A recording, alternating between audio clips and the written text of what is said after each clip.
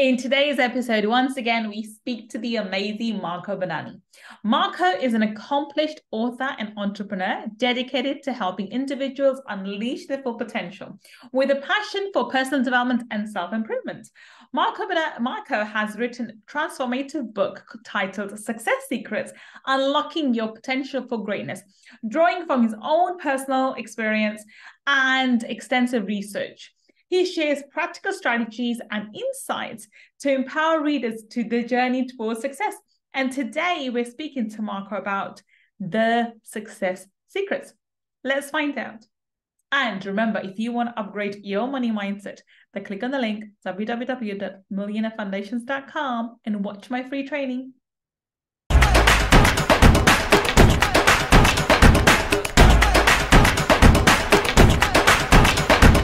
Welcome. This is Gull, your money mindset expert. And once again, we have the amazing Marco Bonanni. Welcome, Marco. Thank you, Gull. Thank you so much for coming, Marco. Marco, everyone's heard your intro. They've heard how wonderful you are, but please, in your own words, tell everybody what it is that you do. Sure. So in my journey of going from where I was to where I am now, I've gone through a lot of ups and downs, and during the process, developed a process to help other people achieve the success that I'm working towards. Which is fantastic. So that leads on to today's topic, which is the success secrets. So off the camera, we're talking about the success secrets that you've developed. Talk us through this. And you mentioned these are what you talk about in your book, Success Secrets. So talk us through, one by one, what are the success secrets?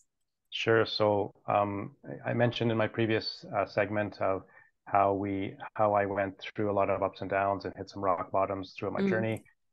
As I was rebuilding from the last big fall, I started doing a lot more learning. And in 2020, I started to do a lot more reading. I've always been an avid reader, but as I was going through the process of examining my habits, which I learned the process through Atomic Habits, I developed a routine for myself that was just, daily activities that I would do all the time. One of them happened to be reading. And in the process of being consistent, I ended up reading. I had set myself a goal in 2021 to read 21 books. And I actually, through the process of being consistent, ended up reading close to over 50 books in 2021. Oh, wow. So that's what sort of led me to where I am now, because when you experience such a large amount of knowledge and information in such a short period of time, you start to see a little bit of, you can start to map out and so a lot of the books that I would read are definitely self-development, personal development, and business, marketing, and stuff like that. And so I started to see a lot of nuggets and patterns. And so I started to put together, because you've maybe heard of people like Tony Robbins that says success leaves clues. Yeah. I started finding these clues everywhere in these books that I was reading, but I was never really finding them in one place. One author would mention one thing, another author would mention another thing. And I started to see a lot of similarities. But that makes sense, because no one person knows everything, right? Doesn't matter how much knowledge we have, we are always a work in progress. I mean, yes, anybody who thinks otherwise, I think is delusional. Yeah, absolutely. We are always learning, and the universe is always bringing information to us when we're ready for it, for us to sort of learn from that too. So yeah, teachers, mentors, books are always coming towards us. Yeah, absolutely. And there was never really one person that's an expert in everything. And so I took a lot of the knowledge that I found that were from a bunch of different experts, and I consolidated them together in my book called Success Secrets. And the primary part of the story is helping people save a lot of time, because if you had to go out and look for all that information that I've compiled in one place, it would probably take you a long time to get through that much content, see all of the little pieces that you have to put together. And so I created a pattern that I call Success Secrets that allows you to reorganize your thinking, reorganize the processes that you follow on a regular basis. And so that allows you to experience success a lot faster. I implement it for myself. That was where it really started. I started developing a morning routine that I optimized it over time and developed pretty much a process that I follow on a daily basis and that I call my success roadmap, which is something that everybody should build for themselves. Is it assembles together like pieces in a puzzle where you take your morning routine, you take your daily productivity routine, and other things that help you develop your mindset. So I assemble all that together in one book, and then teach that and help other people put it together for themselves through my Success Secrets program. Okay, so talk us through one of the success secrets. So talk us through a morning routine that you have at the moment. Sure. So the most common thing and what I actually would rather take a step back and talk about is that everybody has sort of things that they do on a daily basis. Yes, they do. And so what I did initially with my Success Secrets roadmap is document everything that I do on a daily basis. Not every little thing, but anything that was sort of like significantly like takes 5 minutes or longer. And I started to organize it in a way that made more sense, made it more logical, more productive. I removed things that I was doing that I didn't need to be doing, and then put things in that I felt were going to make me more productive, like reading every day, um, organizing my to-do list, planning my calendar, like reviewing my goals. What else? And then I came up with a lot of other processes as I went along and refined it to make it even more optimized. And so at the end of the day, my productivity increased significantly. And I think that is some of the areas where we fail in ourselves, is that we waste time on things that we don't need to be putting time into, or we're not focused and we're not planning properly. And that sort of thing is really crucial if you're really looking to become successful. I agree. I think I think we need to take an inventory of our time, where we spend our time and where we actively or unconsciously are thinking, the topics we're thinking about, as well as our money. So I'm being a money person, I would say take an inventory of money. Where's your money going? It's much easier to tell your dollar where to go rather than finding out where, asking dollar where did it go, right? So, and too many of us are guilty of the fact that we're asking our money, where did he go? Rather than actually telling you where to go. And same way with your time, where we only have finite amount of time, and we need to know where it's being spent. Even if it's relaxing or doing nothing, even being in front of being a vegetable for the TVs, I put that's being a vegetable. You need to put that in. You need to be aware of how much time you're in front of the TV or the screen or whatever. And if you wanted to do that, that's perfectly fine. But when you do it and when you're not aware of it and you do it, then that's important. So yeah, I think you need to take an inventory of your life, which makes sense. So, sure. Okay, so now talk us through, what is your morning routine? So what do you do on an average day in the morning? What do you get up and do? Sure. So, we were all taught to get up and make our bed in the morning, brush our teeth, the common things. Yeah. Whether those actually produce any significant success results in our lives, it's really kind of out there to figure out. I think the most common ones, one of the key nuggets, if I can give your audience anything to take away from, the first hour or two in your day is the most precious. When you get up in the morning, if you start to waste the energy after you've had a good night's sleep into things that are not going to help you move forward, you're not going to do a really good job at the rest of the stuff that you're going to do in the day. So if you can organize your morning routine to include the most productive and most important tasks first, that's going to give you your key, because it's just like your phone battery. When it's at 100%, it's going to perform much better than when it's at 10%. And so you want to take your most important tasks in the day, do those first, and not to get them out of the way, but to be able to apply your 100% battery into it, so that Well, then that begs the question: what do you define as most important tasks?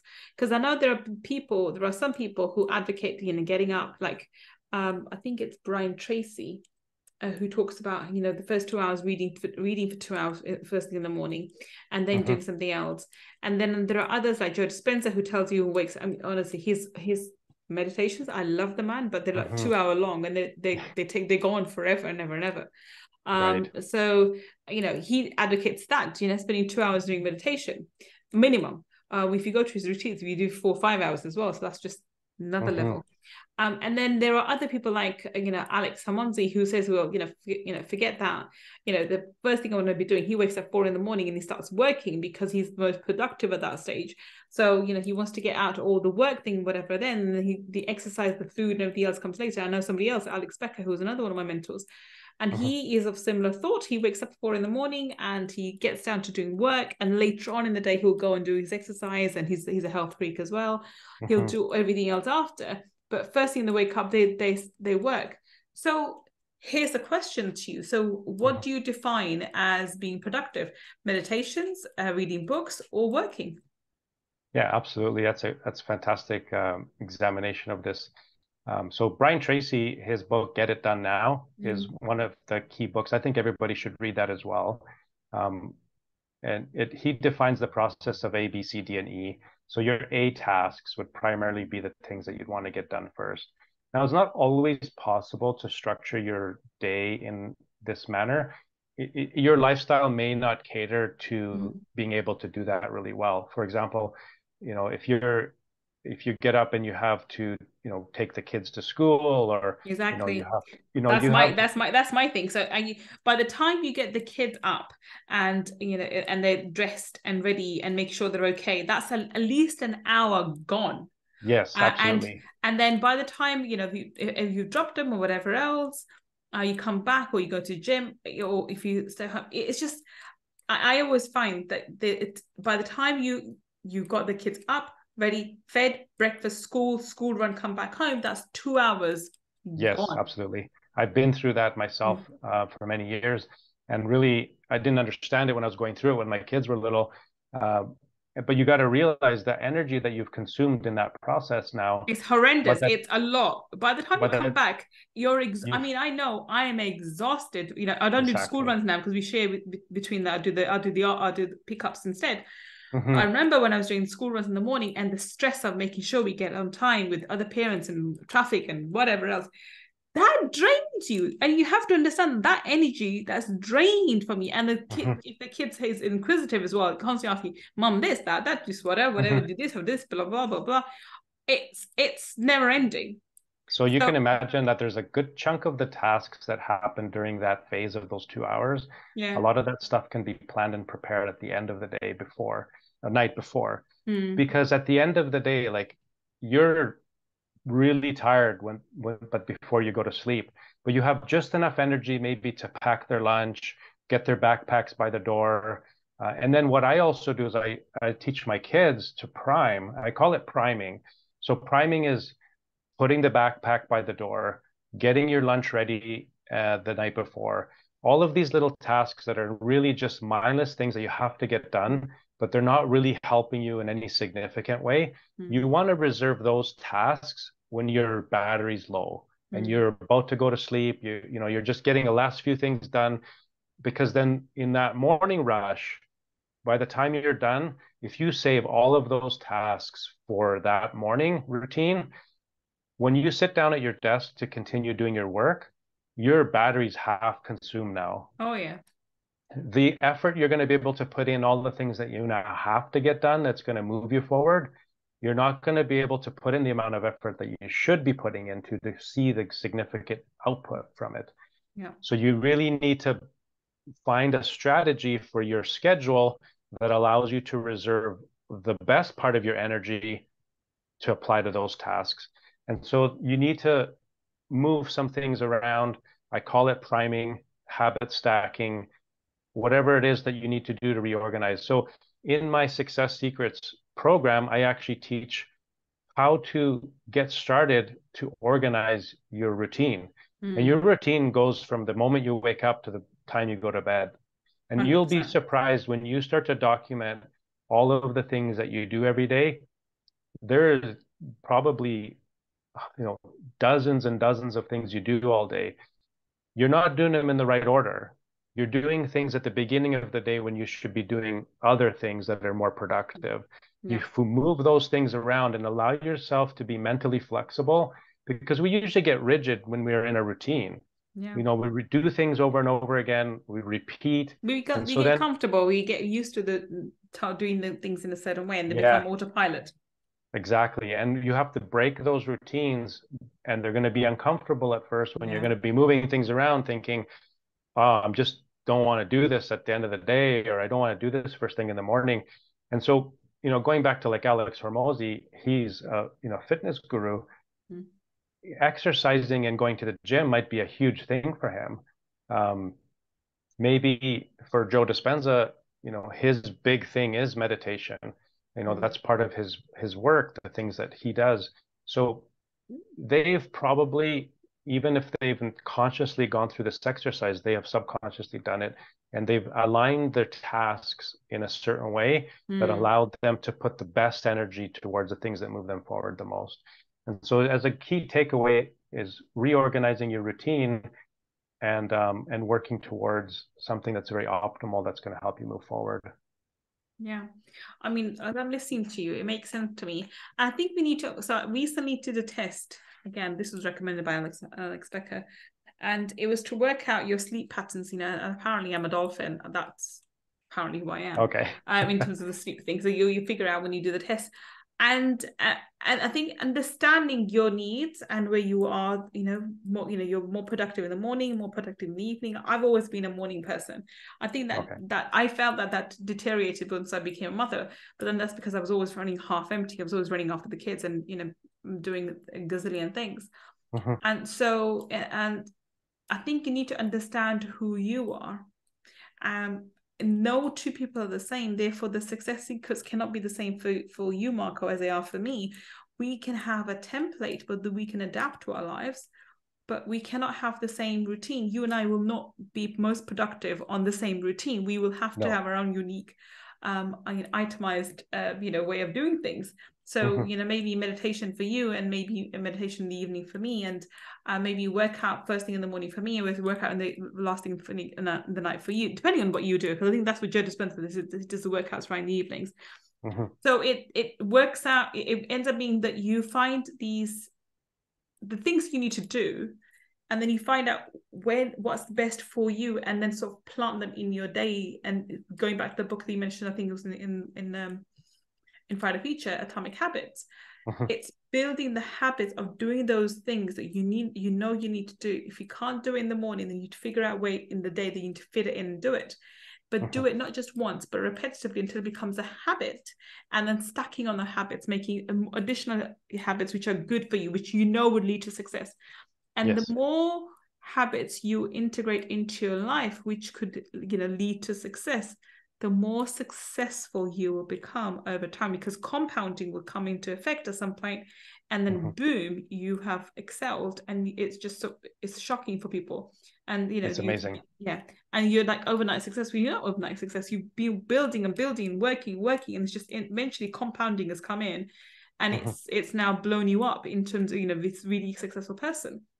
So am I to understand this correctly, that Success Secrets underlies your daily habits, and integrating these so-called success, elements of successful habits, which become your own unique success secret? Does that make sense?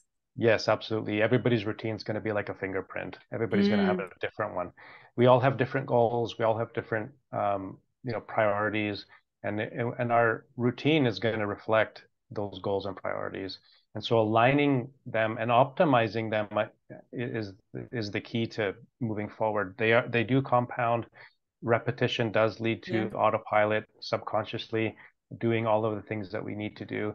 And one of the things that I enjoy is when I break down my morning routine, I've done it so many times now, but I do have a worksheet that I do follow, and I create one every day. But I've done it so many times now that I don't even need to look at it. And so that morning routine for me essentially has become autopilot. It's all of the things that I've discovered that make me the most productive. I don't even realize I'm doing them half the time. And so what was once felt like effort and difficult has now become autopilot. It automatically, I just do it.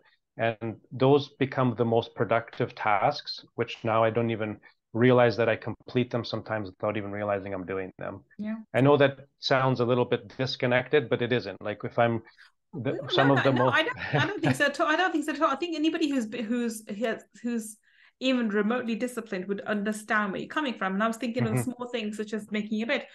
I, for the longest time, have always made my bed. I can't ever remember a time when I just can't. When I can't get out of bed and then my bed's not made. For example, you know, if I've rushed off to drop the kid off or something, or if I'm going to have it for lying and whatever. If my bed is not made, I feel icky. I feel weird. There's something wrong. It's like when you haven't brushed your teeth, you feel weird. You don't feel, there's something off. So when you have formed a habit and you've been doing it for not just for 21 days, whatever, but for a long period, it's become part of your identity. When you don't fulfill that aspect, you feel weird. And anybody who doesn't do that thing for you, you think is different, is a bit strange. So anybody who doesn't naturally get up and make the bed, unfortunately, I will look down upon them thinking, you're not disciplined. That's my kids, by the way, my children, which I'm trying to instill the habit into them, hopefully. Yes. But that's a small example. When something becomes so normal, my bed not being made has nothing to do with me physically. It's just mentally, it will trigger me again and again and again and again that my bed's not made. And it would urge me to go and make that bed. It was going to take 2 minutes to go and do it. Right. Go and do it. I think that's absolutely. what happens, isn't it? When you get into not just a habit for a few weeks, but when habit becomes a lifelong thing, it becomes part of your identity, right? Yeah, absolutely. And I think a lot of it can stem back to mindset, how we think. So I could get into a lot more detail on mindset and thinking, and this has become kind of the second phase of my journey. I believe when you have a challenge during the day, our old way of thinking might have been, oh, this didn't turn out the way that I wanted. Oh, look, I didn't make my bed. Now I feel miserable, and you start doing a lot of negative self-talk. And so by having the right routine and following it, and then not looking at it from the perspective we should be looking at is, I'm not seeing the results that I'm expecting. So then let me go back to my routine rather than looking at the things that are not happening the way we'd like them to be. And then we start blaming and we start negative self-talking. This way, it gives us a place of reference to go back to and adjust. And if anything is not developing or we're not progressing the way that we'd like to be, now we have a reference point to go back to and say, okay, well, let me look at what I'm doing. Let me see if I can make some adjustments here and there, and then maybe that will help. Maybe I need to get a mentor or a coach to help me. Well, now I've got some documentation that shows them this is what I'm doing. And then maybe they can look at it and say, well, I don't see making your bed on your list. As a fun example is like, well, maybe if you start making your bed, maybe that will help change everything. As an example, because maybe a mentor or a coach can look at your daily routine and spot where you might be going wrong. And so that is a good way, is another reason why to have it. Another, my secondary page that I do for, which I learned from Brian Tracy as well, is how to set goals properly. And of course, this goes with two mindsets. One is, do you put a date behind the goal that you'd like to achieve, or are you working through the field and manifesting them? So there's the old way of goal setting and achievement versus the new way, which is manifestation. But again, another documentation of what you'd like to do, be, have, see. So he has all of those strategies. And then I take those strategies and think, okay, well, these are things that I'd like to manifest. The first part of my journey might have been, this is how I'd like to achieve these goals. Here's a date I'd like to achieve it by. But manifesting is so much more powerful that you can literally have things happen much quicker if you're doing it properly. So again, a lot of these practices and routines are just designed to help us be more optimal. Yeah. So let's wrap this up and tell us, what do you feel is the secret? Is the success secrets for in your eyes? One of the big things is time management. And this always goes back to the routine. So, where are you using your time? And if you start putting in the right things in your schedule, you'll start to compound the progress. And that's kind of the key to success. Wonderful, wonderful. So, Marcos, tell us, where can we find you? Where can you find? How can we connect with you on the internet? So definitely check out my website at tapnet.com. Got a lot of valuable information on there. Got links to my social channels. So feel free to reach out through any of those links, and you can download my book on my website as well. So you can check that out. And there's lots of information. So just feel free to browse around and let me know if you have any questions. Wonderful. So if you are listening to us on the podcast, the links to Marco will be on the show notes. And if you're watching on YouTube, then down below in the description section, we'll have his links too. Go check him out and see how he can help you. And maybe reading his book will help you uncover your success secrets.